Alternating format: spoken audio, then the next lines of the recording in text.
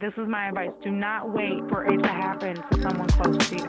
Don't wait, because that day could be tomorrow. Get educated now. Welcome to More Than Inmate's Girlfriend. I'm your host, Jay, and this week we are releasing part 2 of G. Kenney's story. Last week was part 1, where we dove into the case of Peter Kenney Jr., her husband, and got to know him a little bit better. It ended on COVID, and this week we'll continue on with the story. This is a episode full of information. This woman is incredible, and I feel like every time I listen to this episode, I learn something new, I remember something new, and I'm remotivated again when I'm feeling not always motivated in the situation that I'm in. So I think a lot of people can relate to it, and I think a lot of people are going to get a lot of good information from this episode. So with that, I'm going to leave it. Tomorrow is Valentine's Day. My co-host, producer, behind the scenes, Superwoman AJ will be joining me for that special episode where we will be discussing our loved ones, and we threw out some questions for them to answer, so we're going to discuss that. So it's a really lighthearted episode. I hope you tune in and you enjoy it. So with that, we can continue on the story of Peter Kenney Jr. and his wife G. So I was already advocating, and I was already organizing, and I was advocating for a few other people who are now exonerated at the time they were fighting their wrongful convictions. And it kind of helped me figure out the ropes, right? So we were talking about how is it you start for your loved one, right? Yeah, what's the first step? The first thing people need to do, besides love their person that they're with and make sure you're visiting them and giving them peace. But when you're wanting to take that initiative to start advocating for them, and whether they're guilty, innocent, wrongfully convicted, I don't care what it is. You always want to request Freedom of Information Act, the police records, and the prosecutor records. And the police records, you can do a public request. I know here in my county, we can do it simply online. Just submit it online. You don't have to tell them who you are. It can be done anonymously. Wow. I know I had a lot of issues because I said who I was, and here in Ohio, one of our C codes is that you cannot act on behalf of the defendant or something. It's the easiest way for them to deny you records. So it was quite the fight for me, but I did. I requested the police records. I requested the prosecutor files. I went down to the clerk of courts, got all their files, went down to juvenile, got all their files, and literally started digging and digging and digging, and it was sick. It was super sick, the shit that I was coming across, because we've heard stories just like everybody else heard stories as to what happened, right? And the police record shows it.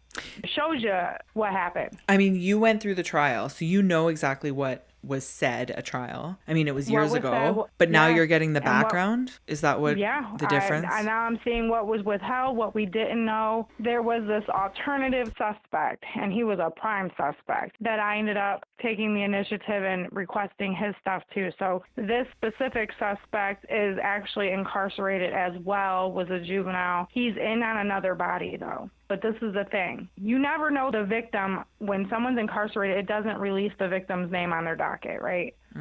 So even though the other person's in there for murder, and I've seen where the cops have known of someone else to do it and not be convicted or be convicted or whatever. Like, you just never know who they're convicted of killing or murdering or whatever. So I went ahead and went further with requesting his records. And sure enough, when I got those records back, it was plain as day, he's who did it. They had shit mixed from my husband's file into his, and his files into my husband's files. And not to mention, the same detective that was leading our case led that case too. He knew. Yeah. He lied under oath in trial during my husband's case, saying that the investigation was still going on. There were no other known suspects, no names, and they were still investigating it. However, my husband went to trial in mid-November, and this other victim was killed on Halloween of that same year. And this suspect for that murder, who's really responsible for both of them, was arrested on November 2nd. So this is why I feel my husband's case was rushed through trial, because they knew they had to sweep it under the rug before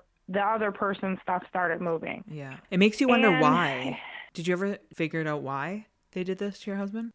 Because they don't want to take accountability. Right. I mean, that's the easiest way to put it. They just never, ever want to come to terms with, oh my God, I was wrong. We got to fix this. It's a costly project. It really, truly is. And imagine if they just would have owned up to their mistake right then and there, how much heartache. Yeah, well, it was election time for the judge, and this was a high-profile case. Unfortunately, they did try to run the narrative that it was a hate crime, white versus black. The victim was black, my husband's white. It was a hate crime over some drug turf. So it's the narrative that they ran with and they used to make it bigger than what it was, because my husband didn't do this. And then the guy who actually did it, or that we think actually did it, was it the same narrative? Oh, yeah. In his? Both victims were stripped down in the backyard, shot the same exact way, one in each arm, two in each leg, final shot to the head. When I was investigating my husband's prior to getting the other guy's files, it was stated that the guns that were used to kill him was thrown in the lake. When I requested the other guy's files and got the victim's name, I did a Google search of the victim's name, and when you Googled it, this book came up, and this insert in there about the victim states that the police had to get a search warrant, and the harbor unit went down to the lake and did a search and retrieved some guns. And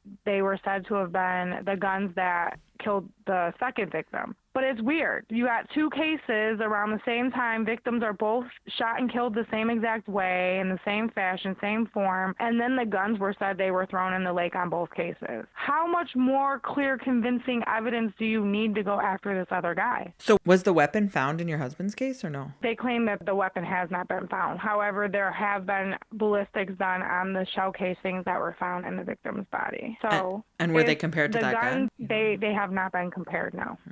Okay. I said this is all new information that we just found. There was said to be no DNA other than the victim's DNA, and when I went through the police records, I found the toxicology report. The only toxicology report I seen prior in his appeals and stuff, it's always been a page 1. There was, in fact, a page 2 toxicology report that was a part of these police records that blatantly say on there that there was DNA, and in parentheses, human blood, found on the victim's shoe that was not his, and that they had no match as to who it could have been.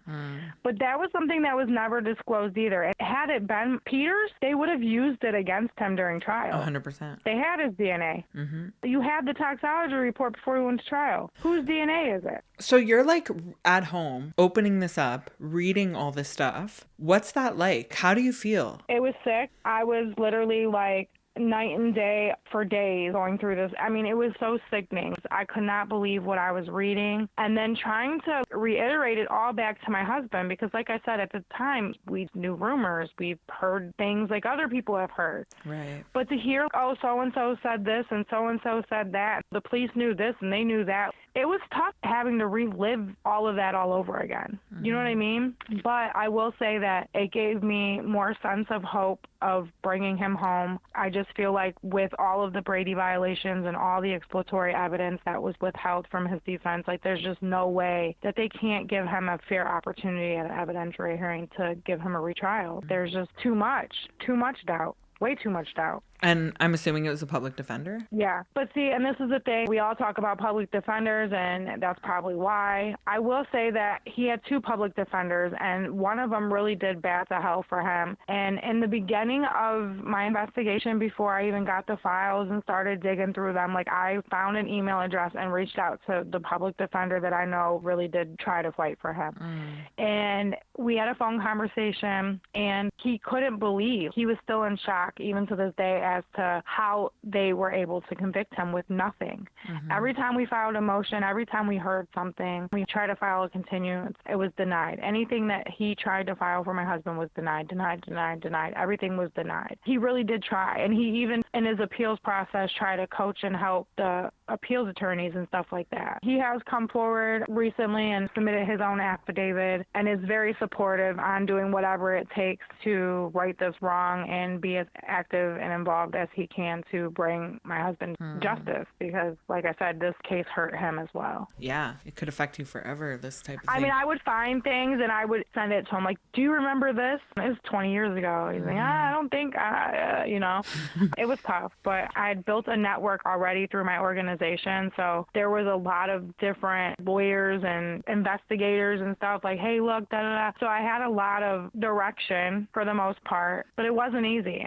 It definitely was not easy. I feel like it must have been such a huge learning curve, this whole thing. It was. I had no ambition to go back to school or to do anything. I mean, growing up, my friends used to always call me the PIG, as in private investigator G. You know, their boyfriends were cheating on them. They needed to find something else. They were always contacting me to figure it out for them. And so I've always had the talent. But now that I've actually dug into my husband's case and basically did the entire investigation on my own, it's encouraged me to go back to school and attempt to get my private investigator license because it's necessary work. Yeah, there's not a lot of them here in Ohio, and there's only a select few that I would put names out there for, but there's not enough. And unfortunately, when it comes to these wrongful convictions, especially in these factual innocent cases, the private investigator plays a huge role. So, yeah. Actually, hubby and I plan on doing it together. I'm actually giving him a head start. He's enrolled into Ashland University. He just finished his first semester. And so I'm giving him a head start because he can only take 2 classes at a time. But our plan is when he comes home, we do want to open up our own private investigator firm and take on just wrongful conviction cases. Amazing. That's such a cool idea. Because now you're a pro. It's going to be great. Well, I wouldn't say pro. Well, I don't know. There's always room for learning and improvement. So Nick talks a lot about how the language in law is really, really difficult, and that it makes it so foreign almost that it makes people not want to dig into their cases. Did you find you struggled to understand the law, understand the words? How did you get around that? So I still, to this day, struggle with the foreign language because I say it's foreign to me too. So it's funny that Nick said that. I'm still not very law savvy. Like I said, we live in one country and we all have different rules, regulations, laws, the whole 9 yards. It really is hard to understand the law, period. I know that Google helps me a lot. There's been some things where the state, when they filed their opposition against my husband's motion to vacate, there were some terms I Googled them and it helps me understand it better. But I feel like the wording and the language is designed to do just that, to scare us and to keep us ignorant of what it is they were trying to say. Just like res judicata. It's just the most ignorant thing I've ever heard of in my life because you didn't file timely, so we're going to call it res judicata. Yeah. Where the hell did that word come from? Nick's trying to file for the Supreme Court, like the United States Supreme Court, and it's a word that I literally can't even say. Every time he says it, I can't say it back. And I read it, and it's like certiorari, whatever. I don't even know what it is. It doesn't make any sense. And you're so funny you say that because, you know, my husband's extremely smart. But, like, I'll be reading motions to him because I advocate for so many people. I'm docket searching every day, and something gets filed. I read it to him, and I'm like, I don't know what this word is, babe, and he's automatically taking it out of my mouth. He already knows what I'm about to say. Yeah. But even with him, one thing I always have said was I wish that he would have spent more time, not that he spent any time, in the law library. You know, a lot of paralegals, and they are pretty smart when it comes to that type of stuff. But unfortunately, I did it all on my own. I feel like if he would have had, not that he didn't have access to the law library because they all do, but if he would have spent time in the law library and educated himself a little bit more, the investigating process and putting all of his innocence to light would have been easier with his help. But unfortunately, the law library was just not his thing. So before you started looking into your husband's case, you started doing all the advocating for other people, right? What made you want to start, and how did you start that process? Like I said, I came back in hubby's life probably about 2015. 2016, I believe it's when I went to my first rally. There was a rally down at the central office, and they had this protest about people being incarcerated for too long and blah, whatever. And so I went down there with a poster of my husband on it and rallied, and I was addicted. The first rally I went to, I was addicted. I'm like, oh, let me know when your next one is. I'd love to come, blase, blase. And I literally drove 2 hours to go. It was down in Columbus, 2.5-hour drive from Cleveland. And so I started to show up to rallies, but then I joined an organization and started to support them and help them out. And did you meet them at the rally? Member. I did. I did. And then I became a board member and started to do volunteer work for a nonprofit. Really didn't know what the hell I was doing, but, you know, I did what I could. And really started researching nonprofits and goals and missions and just trying to get educated about the prison system. And so this group that I joined was a group that was like Epic, fighting for parole guidelines and stuff like that. But like my self-interest was juvenile justice because my husband went in as a juvenile. Right. And like I said, at the time, he was sentenced 36 years to life. His first chance at parole wasn't until 2013. 1937. So I had a lot of self-interest that kind of intertwined with each other. So I was with this organization. Things did not work out. Unfortunately, there was a reputation of one of the board members that kind of stained the mission and the motive and kind of pushed us back from being able to get anything done. So myself and another board member regrouped, and we changed our organization name to EPIC, and her and I took on full ownership of the 501c3. Well, she always had the ownership, but we switched the name, and her and I partnered up to lead the way with EPIC. So we changed over to EPIC probably about 2019, and now that I am co-founder, it gave me a little bit more wiggle room to be able to move EPIC in the direction that it needed to move. So our focus in the beginning was parole guidelines. We submitted some proposals. We kept getting shot down. They kept telling us that we were violating constitutional rights of victims. But then it became real clear as day to me why mass incarceration is mass incarceration, right? And why the parole board's not letting people go, and why people are spending 40, 50 years in prison and they're model prisoners. It made no sense to me. Yeah. But then it started to, because I found Max Parthas. I'm not sure if you're familiar with him. He is a big slavery abolitionist, and he's been doing this work for over a decade. So I started watching his work, and it dawned on me that slavery never was abolished. And he schooled me, and I joined his Abolish Slavery National Network, and EPIC started to lead the way for Ohio to end our exception clause in the Constitution and 13th Amendment. Not every state has the exception clause. All of our 13th Amendments, some of them read the same, some of them are different, some of them don't even have the exception clause. However, in the federal Constitution, there's the exception clause, and we have to amend the Constitution to state that there shall be no slavery, period, for anyone under any circumstances. And of course, that fight has to go through lawmakers. So once I realized that slavery was still legal and it was still a practice, whether it be our prison system or sex trafficking or immigrants, it's still happening, right? Yeah. I realized that parole guidelines would never, ever be implemented until we tackle the 13th Amendment first, because as long as we're human warehousing bodies and they are a profit, that's the reason why we're not letting them go, whether they're deserving or not. So it kind of changed my fight a little bit from the whole juvenile thing and the wrongful conviction thing. So that's our advocacy: juvenile, wrongful convictions, factually innocent cases, parole reconstruction, and we're campaigning to fight to end the exception clause in the 13th Amendment. And also with birth rises, we are championing and on the front lines to make jail and prison communication free. So that's like our focus points right now, along with a couple other legislations that benefit incarcerated people. But basically, we are doing all that we can to lobby and change the laws, because that's really what's going to matter. We could be out in the streets, rah, rah, rah, all day long, but if we're not in that state house in those legislators' faces, real change will not happen. And what do you think has been, over this time period, most challenging for you? With organizing? Yeah. Well, first and foremost is building a coalition. Unfortunately, so many other organizations have their own agendas. So when they feel like something doesn't benefit their agenda, they're not willing to come in unity, right? But the facts of the matter is like, even like the police brutality, right? It's time for us to realize the police brutality fight and the wrongful conviction fight is all in one.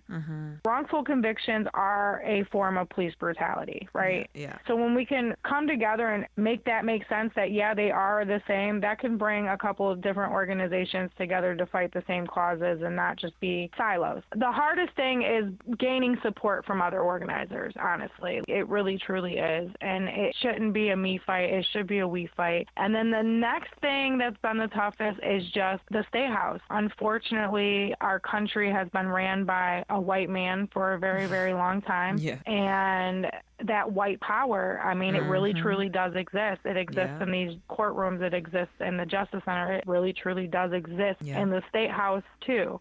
So trying to get these old white men to be persuaded, I know, to be a little bit compassionate and like-minded and really like, hey, look, it's not the 1920s no more. Like, these are some serious issues. One of my strategies have been, because I've literally been going down to the State House lobbying for General Assembly after General Assembly, is is my targets now are the fresh people that are coming in. The people that are just now coming in to term in, not the ones that are terming out. The ones that are getting ready to term out or old as dirt, there's no getting through these people. Yeah, I get that they're the ones with the push and the power, but these younger ones, if we can build them up and carry these legislations for us, we can get some things done. I agree with you. We think the same thing, is that you got to go for the young ones because the old ones will never change. They just are who they are. Hey, listen. My grandparents aren't even living, and I would never, even if they were, they would never support me with my husband. They would literally, what are you doing? Are you crazy? Yes. As a matter of fact, so when my husband first got incarcerated, convicted, whatever, I was living with my grandparents, and of course we were writing. Back then we didn't have electronic, no JPay, no none of that. It was snail mail. And I'll never forget, I was living with my grandparents. My dad stayed there as well. And I got a letter in the mail. Now, I used to always try to intercept get the mail when I got home from school. Right. All the time. One day I ended up having to work or something like that, and I wasn't able to get to the house in time. And there was a letter from him that was sent. And I'll never forget it. I get home from work, and I have my dad sitting at the dining room table waiting on me to walk through. And he's like smacking this envelope on the table. And he was like, why do you have murderers writing to your grandparents' house? And I was just like, what? And, you know, I'm like, that's my friend, Dad. He didn't do it. And, you know, he wasn't trying to hear that. I was, like I said, 17 too. Yeah. That ultimately got me kicked out of my grandparents' house. Yeah. But we talk about it all the time. My dad's still living, and he's never really been very supportive. But my grandparents,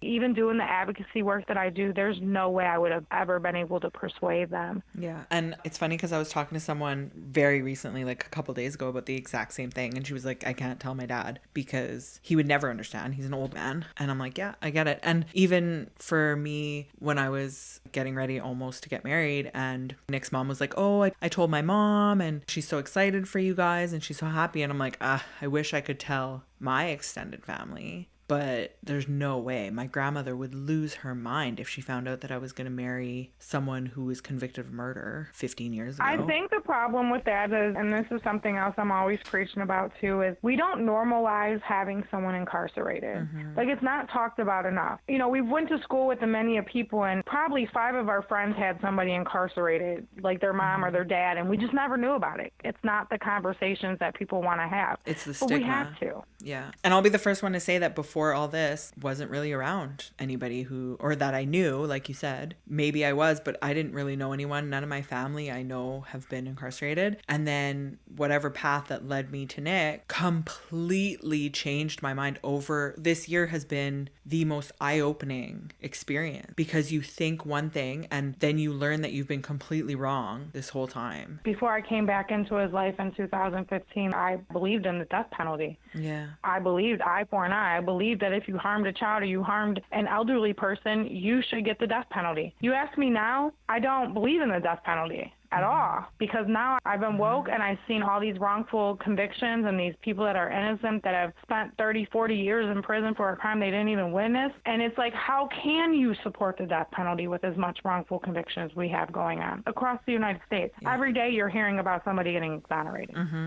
After our first conversation, I was talking to Nick about you, and I was like, you know, she was saying her husband was like, oh, so-and-so, you know, killed someone. And she was like, but did you see it? Did he do it? Were you there? Right. And he was laughing, and he's like, I like this woman. I'm like, yeah, but she's not wrong, right? Poor Isaiah Andrews, and God rest his soul, may he rest in power. 46 years. Yeah. Wrongfully incarcerated, the crime, killing his wife. And he didn't even find out until 45 years of being wrongfully incarcerated that the police knew back then that he didn't do it and had somebody else arrested and let him go on an alibi. That didn't even match. And that's the thing, is that he's not unique in his story. That's the sad part, is that there's so many people that have similar stories. Same scenario. Yeah. I mean, and if you think about it, anytime someone ends up dead, the spouse is the first person they're going after to question. All the time. Yeah. Especially if you're black. If it's a black woman, they're coming after that black man. Yeah. And that's just being honest. And it's sickening to me. Like I said, unless we're there, who are we to judge? And that's kind of what has changed my mindset. Yeah, I know my husband's factually innocent, obviously deserving to come home. But I also know so many individuals that are incarcerated that have been for a long time, that are model prisoners who have committed the crime that they're convicted of. but they're rehabilitated. They're model prisoners. They don't have any tickets. They've never seen the hole, and we're still not letting them go. We're not rehabilitating people. Why are we saying that it's rehabilitative center? We actually changed here, ODC, ODRC, and put the R back in there. You're not rehabilitating nobody. That comes from within.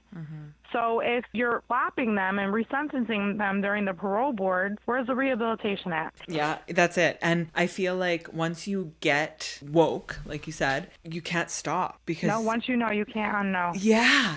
It's hard to persuade people, but if you can persuade one person a day, imagine how many more people that one person is going to persuade through their lifetime. Exactly. If you actually wake them and then they get that bug where we can't be living in this society and letting this stuff go on now that we know what's going on, right? So there's so many people that just don't know what they don't know. And then this is why we got to share these stories and teach people. And also, this is a big thing why I'm doing this is so we can humanize them. So someone can get to know your husband as more than just his crime that he was not even there for. And you know for a fact, you know. Yeah, it's sickening. And it's sickening what they're hiding, what they're still trying to hide, and what the limits that the prosecutors are going right now to try and sweep this under the rug. But it will not happen. I will not let this happen at all. Once he comes home, it's over with. We're definitely going to be motivational speakers. We're going to be traveling to every state. This work does not stop once he comes home. We will definitely be continuing. And once I have that lived experience on my side with me,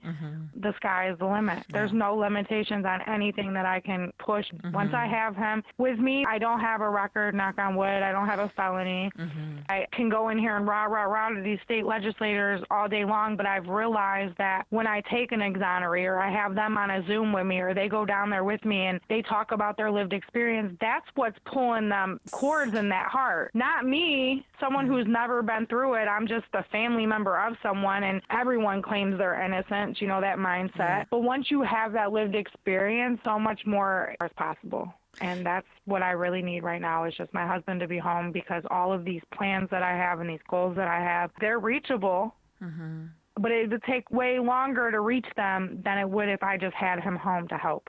And I know at the end of the day, God's going to bless me regardless because of all the work that I've done, not just for him, but for so many others. I just had a friend the other day yelling at me because I don't give myself credit for all the work that I have done. But it's not work to me. I feel like I'm doing what I'm supposed to do. I'm just being genuine. It's funny you say that because I'm at the beginning of this whole thing and just learning so much. And I was telling Nick the other day, I feel this is where I need to be. I've always felt my whole life I wanted to do something and I didn't know what, and I always didn't understand what my passion was and what my goal was. And then this year, it's like a calmness almost. I feel like I'm in the right place and I'm doing the right thing, and I need to keep on this path because it's so You just need to remember important. that we're minions. We're so little and we're fighting big giants. And it is not easy, and it is extremely frustrating and very stressful.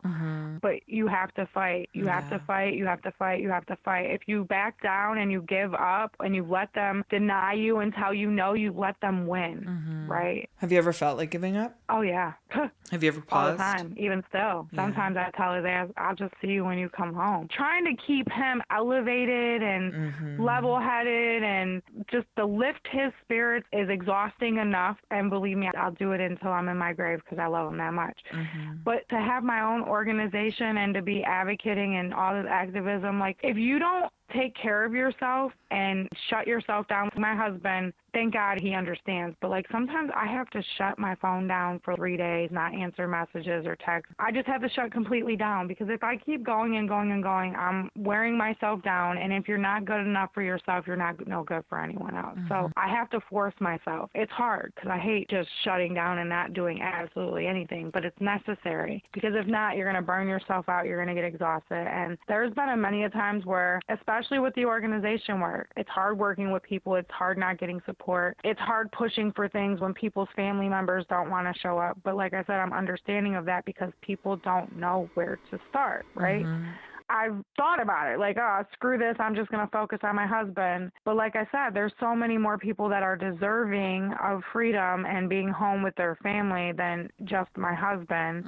And I have to keep going. I mean, I have so many people that reach out to me, and we have a pretty good rapport on the inside, most of the prisons. I used to have a contact in every prison, but they all move so much. And they call, they check, and they don't even call to complain. They call to check on me. Hey, Gina, how are you? Everything good? What's going on? Any updates? Are you taking care of yourself? They're more worried about me, and I'm worried about what's going on with them. Are you cool? Is everything around you all right? What's going on? What's the conditions? You know, and I can't leave them behind. And even with my husband, I've watched so many come home, and they start out boots on ground fighting for the ones they left behind, and then they go incognito. You just never see them, hear from them, nothing ever again. And that breaks my heart because they have to be on the front line. We need the lived experience on that front line, period. Yeah, Nick talks about it a lot. But like I said, it's hard. Yeah.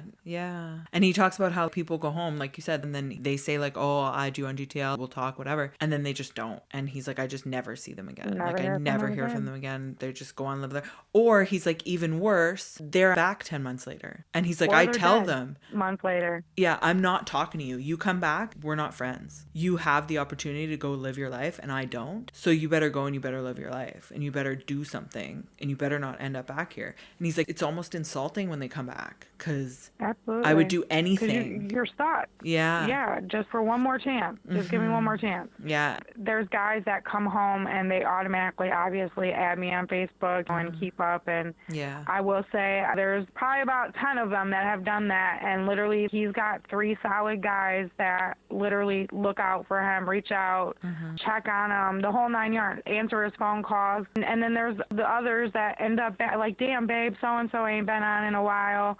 Go check DRC. Sure enough, they're back in. What the hell? When we're not giving them resources, so, I mean, what do we expect to happen? Exactly. What's that post-incarceration? The pics? Post-incarceration? It's real. Yeah, it's real. And same thing. Like you said, is. some of Nick's friends will add him on Facebook and they'll message and check in and stuff. And you know that they're going through such a tough time trying to reintegrate into society. And it's heartbreaking because there's no resources there either. People don't take it seriously either. And, you know, there's a reason why they got caught up in the system to begin with, most of the time anyway. So. Yeah, I just had one of his guys reach out to me like, Tom, I'm sorry, I haven't really kept in touch. I'm hurting. He's like, I thought I had all the answers, but I don't. Yeah. And we never do. We'll never have it. But like I told him, whatever negative influences you have around you, you have to cut it loose. So my brother, never been in trouble ever in his life, unfortunately, got addicted to meth and relapsed a couple of times, ended up getting some drug charges. There goes the felony, right? Yeah. And he's currently going through sober living and doing very, very well. But it was an eye-opener for him. I'm freaking out because it's my little brother, and I know he's not meant for jail. I know he's not jail material, and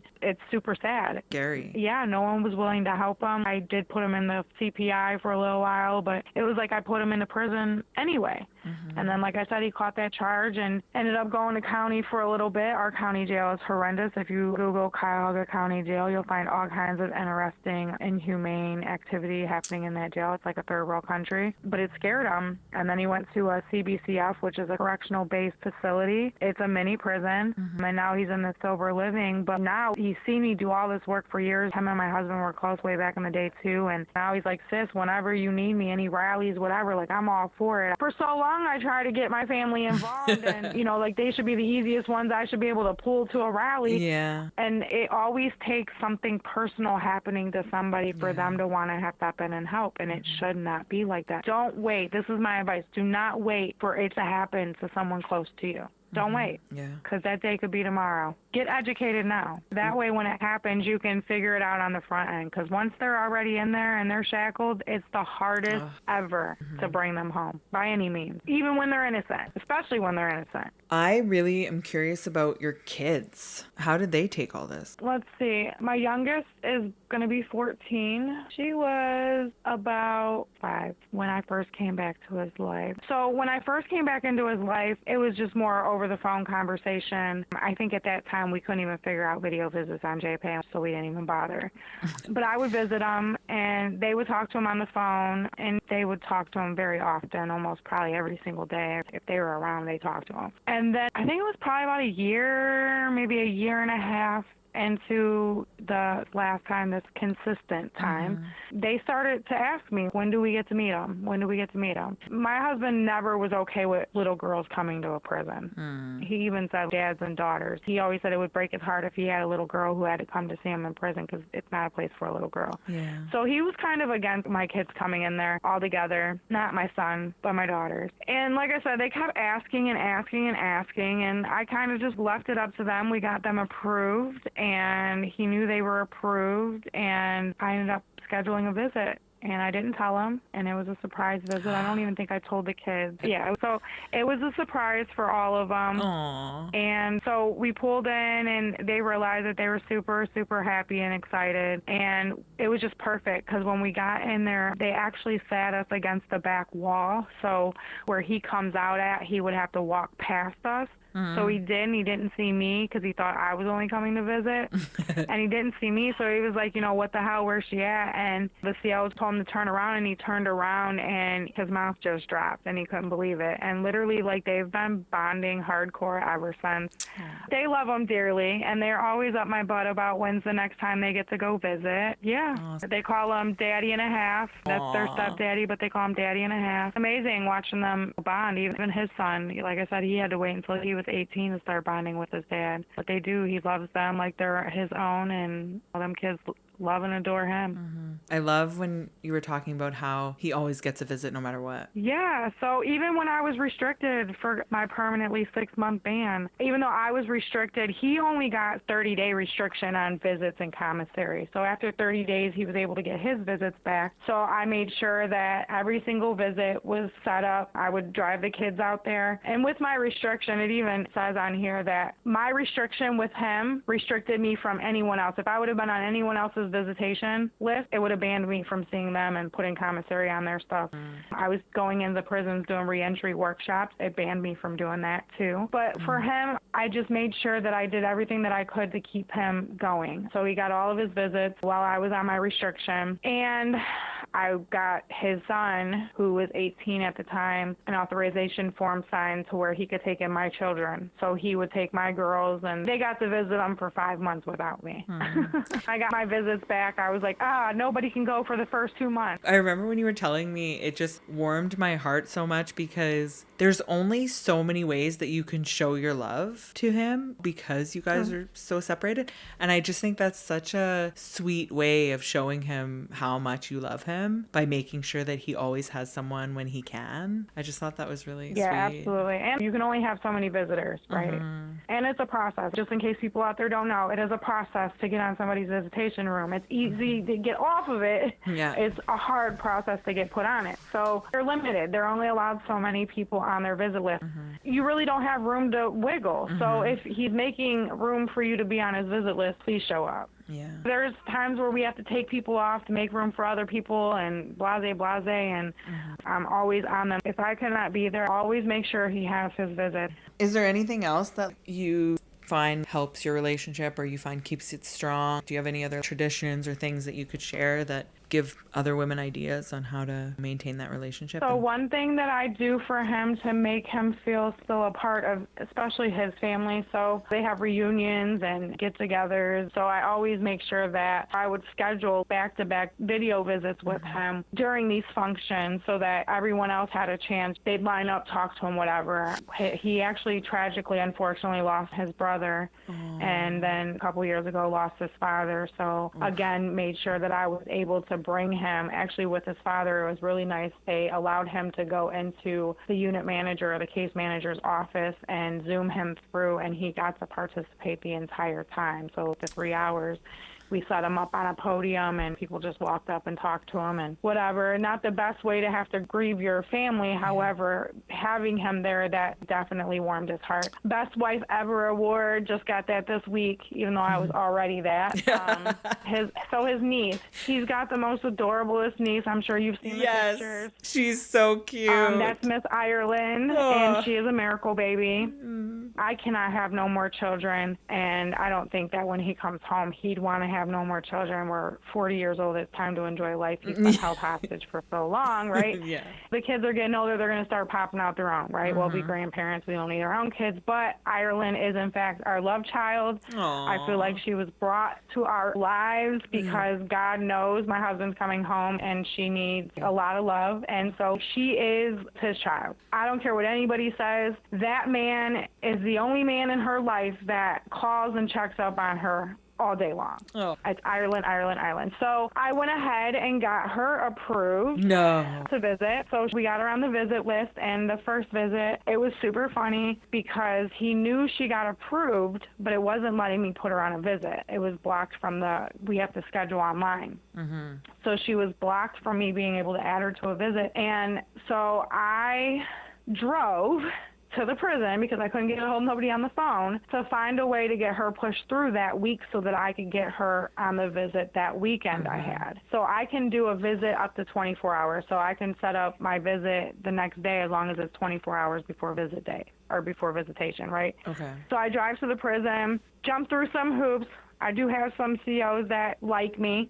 What? And, no. Went ahead and fixed it for me. So before I even walked out the prison, I could add her to that visit. But I was telling him, and I tell him, I hate when you make me lie to you.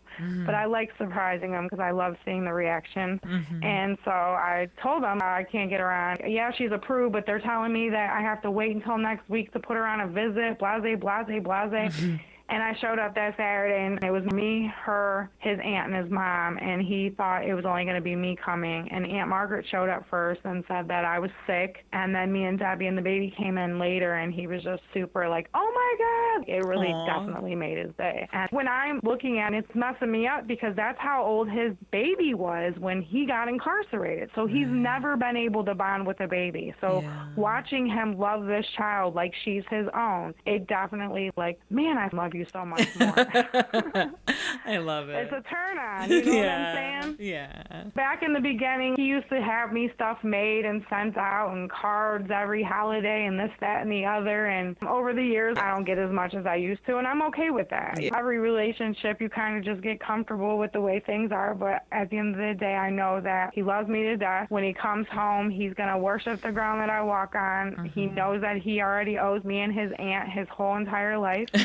And our thing has always been from the sandbox to the casket drops. And now we have a tombstone when his father passed away. His plot was already set. Aunt Margaret had his already paid for and everything. And I used to joke with them and tell them, you can give that spot away because my husband's getting buried with me.